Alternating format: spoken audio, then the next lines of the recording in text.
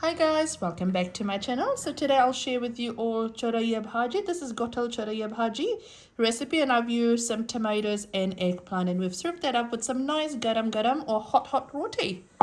There we go. Oh look, it's looking so nice. So in terms of ingredient, we've got some fresh choraiya here, which I've cleaned and I have washed it. This is fresh from our garden. I've then got some bacon here. So I've got about 4 bacon, which I have peeled. Most of it, I've peeled it and then I've just sliced it up. And then I've got some garlic and chili here. I've got one onion medium onion that I've thinly sliced with some curry leaf. This is fresh from my garden as well. So some tomatoes. So I've got about 2 tomatoes there. And I've got salt to taste, and of course oil to help us with the cooking. But so it's a really small ingredient list, but honestly this packs a flavor. You could also add in coriander at the end if you want to. I don't like to add it especially since it's fresh Choraiya Bhaji. Also, instead, if you don't have tomatoes, you could add the end 5 minutes before you finish cooking. You could add a couple of teaspoons of tamarind pulp, and it'll help bring up that really nice taste as well. What you could also do is you can also add jeera to this as well. I don't like to add jeera, but you can add jeera to your bhaji if you want to. That's your cumin seeds. So in my pan, I've added in some oil. And I've got this in medium heat. So the oil's heating up. To that I'll add in my onion and my curry leaf. If you're using cumin, which is your jeera seed, if you're using sarso methi, anything, you'd want to add that in first before you add this in. We'll give this all a really nice mix and let this cook off until the onion becomes translucent and slightly brown. So my onion's been frying for a while and it's starting to get translucent and slightly brown as well. So to that I'll add in my garlic and my chili.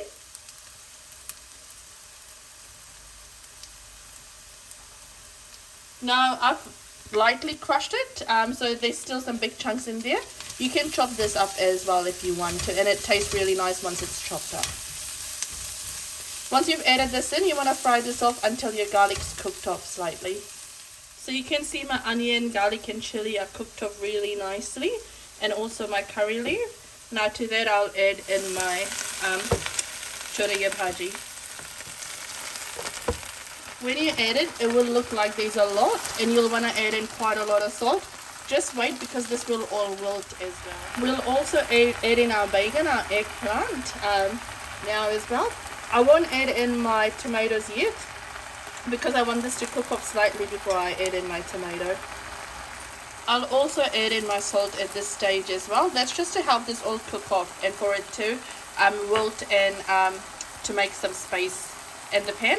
What I'll now do is give it all a really good mix and cover it up and let it cook. I've mixed this up all really nicely, picked everything from the bottom, and you can see it hasn't been even 2 minutes and it's starting to wilt quite a lot as well. So if you can't estimate your salt, what I would suggest is just let this wilt down a little bit before you add in your salt. You want to pick up everything from the bottom as well so nothing burns at the bottom. There we go. I'm cooking this in a medium to low heat because I want everything to mash up really nicely. I'll cover this up and let it do its thing now, and I'll keep coming in and checking on this. Just keep coming in, checking in on this to see how it's going.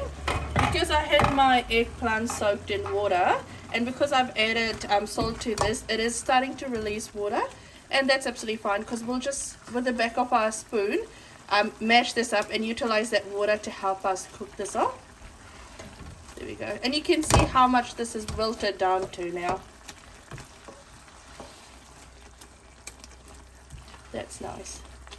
And because my bhaji is almost cooked, obviously I'll continue to cook it, and my bacon is cooked. Now I'll add in my tomato as well. If you are using tamarind pulp, don't add it yet. What you want to do is you want this to all mash up first before you add in your tamarind pulp. But if you're using tomatoes, you can add this at this stage. There we go. We'll cover this up and let it continue to cook. So what you want to do is you want to just keep coming and stirring it in. Now if you have a potato masher or one of those that helps you make kotal bhaji, you would want to take it off the stove now and do that, and then bring it back here and heat it up. Or if you have even a stick blender, you could do that as well. I kind of like the consistency, like I like it kotal, like I like it mixed, but I do like a little bit of bhaji, like you can see bhaji in there, so I don't koto it or mix it too much. Like I won't use a stick blender or anything, I'll just use the back of my spoon just to help me mash this up. Here we go, that's looking nice. And that's all, this is pretty much cooked. I'm just waiting for this to dry out a little bit. But you can see the tomatoes all cooked off. It's given it a really nice color as well. Now if you are using tamarind, this would be the stage you'd want to do it. So if you're 5 minutes away from turning off your stove, this would be the stage you'd want to put in your tamarind pulp. There we go. It's so easy just to do it with the back of your spoon as well. Cool, so I'll let this cook for another probably 5 minutes before I serve this up. Beautiful, so I'll just have a quick look to see if it's all done. This is done to my liking. This is how we like it at my house.